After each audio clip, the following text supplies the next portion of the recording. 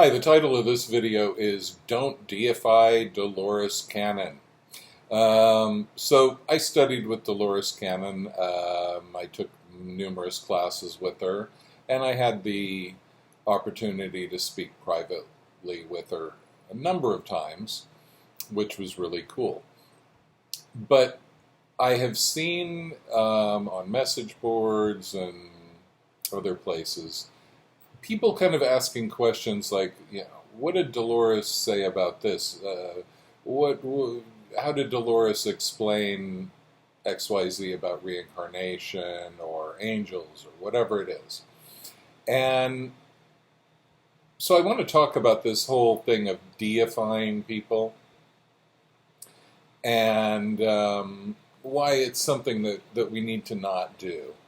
If we go back to one of the originals, Jesus, it's my understanding, and I don't know the exact Bible quote, that Jesus said that you shall do greater things than me.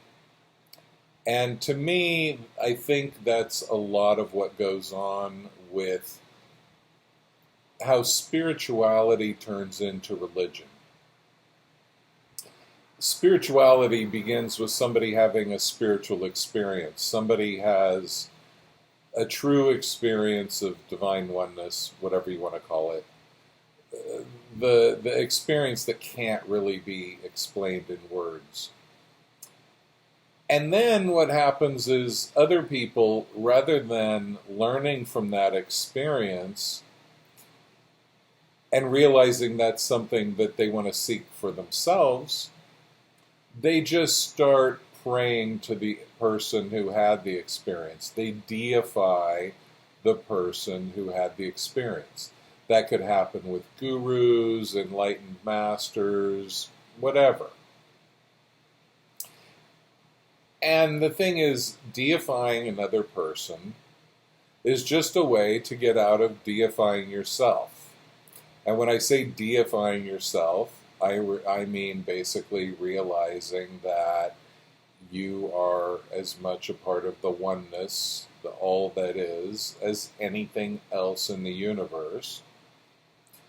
And if there is a separate you that can do anything, which is another topic for conversation later, but right now we'll stay in that paradigm. If there is such a character as you, then your job is not to uplift others in that way. Because doing that is actually just a way of getting out of doing your own work. It's like you could say if you were quote unquote supposed to learn the guitar, but you just sit around listening to the greatest guitarists on earth and being blown away by how good they are, instead of just picking up a guitar and practicing. Right? They are there to inspire you. But what happens a lot of times is they don't inspire you. They're not doing anything, but the way that we use them is to kill the inspiration, to say, well, I'm never going to get that good, so forget it. Right? I'm never going to get enlightened, so forget it. I'll just go listen to the enlightened master talk and nod my head and kind of have a simulated experience of understanding. So, Dolores Cannon, I must say, when I took her first class almost 11 years ago in Burbank, California, at the Holiday Inn, she was as down-to-earth as you could be. But what I did notice is that, unlike right now, when I was sitting in that class, my back was straight. My spine was like military, erect. I was sitting up, perfect posture, not because I wanted to, but there was some energy in the room that just uplifted me. Now, you could say, well, that's going against what you just said about deifying Dolores Cannon. No. The fact is that when you are dealing in this realm of the higher self, the divine, of the non-physical aspect of life. There's a different energy that starts coming in, and that can translate in many different ways. And the impact that it can have on others is different depending on their energy. So not everybody was sitting there with their back completely straight, because maybe that's not what they needed. Maybe somebody else needed to slouch, and they did, right? But when you have a coherent frequency, when you have a certain energy in a room, it has an impact on others. I talked to a person a long time ago, can't even remember who it is, but they were on a train in New York, saw some monks, and this guy had a really bad headache, like migraine, and he looked across the aisle, and there were these monks in like red robes, and one guy looked at him and smiled, and his headache just vanished instantly. And the guy was pretty blown away by that. He's not a religious guy. He's not a Buddhist. He's not into spirituality. And he went home and he saw a news report. And the news report said the Dalai Lama was in New York. And one thing that he liked to do is ride the subways like a normal person. And when it showed the picture of the Dalai Lama, like, this guy never even knew what the Dalai Lama looked like. And it was the Dalai Lama who had smiled at him. Now, does that mean that Dalai Lama has certain magical powers? Maybe. But it also means that the Dalai Lama is in an energy where he doesn't have all of this negativity. Perhaps. I don't know what the hell he has, right? But so the energy of the person with the headache meeting the clarity of the Dalai Lama, something alchemically happened where the headache disappeared. It doesn't mean the Dalai Lama knew he was doing it. It doesn't mean the Dalai Lama knew, and the guy had a headache, anything. As far as the Dalai Lama knew, he saw another human and gave him a little smile, and that was it. And so that's the way things work, and that's the way people start deifying other people. When you raise your frequency to a higher level, you have results. And that result kind of flows out in waves into the environment. Another little subway example, I started noticing, this was a few years ago, that clients would come into me and, the second or third question, a brand new client that I'd never met before, they would, we'd be talking and I'd ask questions, and right away, first question, second, third question I would ask, the person would just burst into tears. And they'd be kind of shocked, and they'd be like, how did that happen? What the hell was that, right? And I just said, well, you came in for healing, so, there's a part of you that just knew that it could release that right now.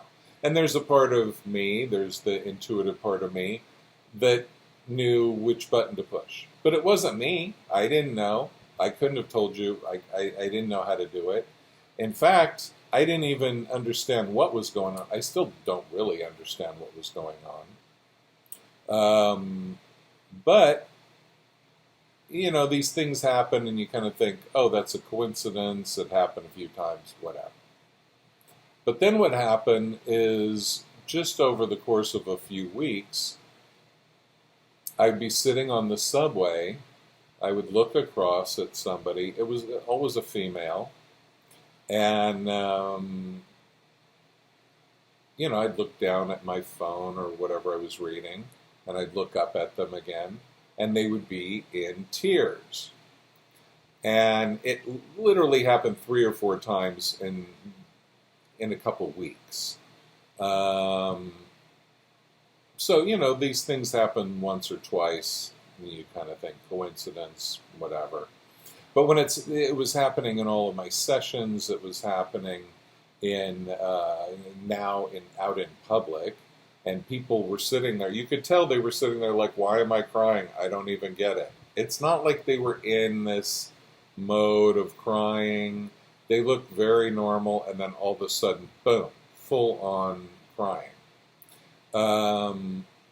So again, when you open up a certain amount of space for people by clearing your own energy, then magical things happen.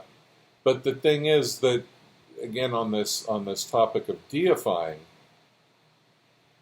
what happens to people is they always assume that an event like that is very deliberate on the part of the other person.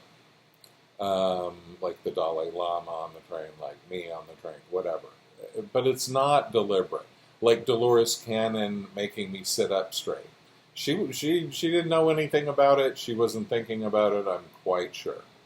At the very most, she looked over and said, "Oh, that guy's sitting up straight." But I really doubt that even went through her mind. So the point is, as you shift your energy, it has an impact on your surroundings. And that impact keeps flowing out, because when you impact something, then that something impacts the next thing. But the main point is, don't deify. Don't deify Dolores Cannon. Don't deify the Dalai Lama. Please don't deify me. I don't think there's any risk of that. But deify yourself. Realize that whatever people call God, I don't really like the word God because of all the baggage, but you are it. Not your ego so much as what you really are. You are it. You are, most of you is non-physical. Most of you is spirit. And the thing that's making your body be alive right now, making your heart beat, it's not you. You're not doing it, right? If you were in charge of making your heart beat, you'd be dead because you'd forget. You'd space out. And then how would you do it when you were asleep? So anyway, deifying other people, whether it be Jesus, excuse me very much, but yeah, that's my belief, whether it be the Dalai Lama or anybody else, is just a way of getting out of doing the work to connect to your higher self, to your divine self. So don't do it. It's just a distraction. So that's about it for today. Thank you very much.